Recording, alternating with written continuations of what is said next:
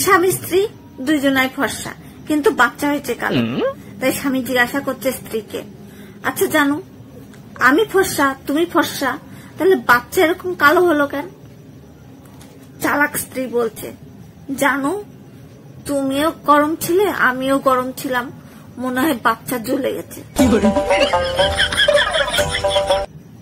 শালি দৌড়াতে দৌড়াতে হসপিটালে গেছে, গিয়ে দেখে জামাইবাবুকে ডাক্তারবাবু বলছে, আপনাকে অনেক শুভেচ্ছা, আপনার ঘরে ছেলে হয়েছে। এই শুনে জামাইবাবু বলছে, অদ্ভুত টেকনোলজি, বউ আমার হসপিটালে ভর্তি, এদিকে বাড়িতে আমার ছেলে হয়ে গেছে। এই কথা শুনে ডাক্তার তো এখানে, আর শালির তো হাসি থামছেই না। পাকিস্তান আর বউয়ের রাশি সেম, এরা কখন যে পেছনে কাটি দিয়ে ঝামেলা বাঁধাবে কেউ বলতে পারে না।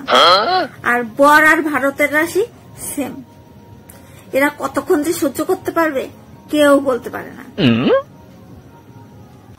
আমার শ্বশুরবাড়ির লোকেরা বলে বইয়ের মুখ খুব স্পিডে চলে, না, যখন এসেছিলাম তখন স্লোই ছিল।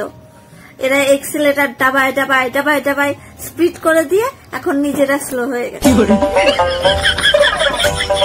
মেয়েরা যখন বাবার বাড়ি থাকে তখন রাজরানী হয়ে থাকে, তারপরে ঘরের লক্ষ্মী হয়ে বিয়ে হয়ে আসে, এসে ঘরের কাজ করতে করতে চাকরানি হয়ে যায়, যাকে হিন্দিতে বাই বলে।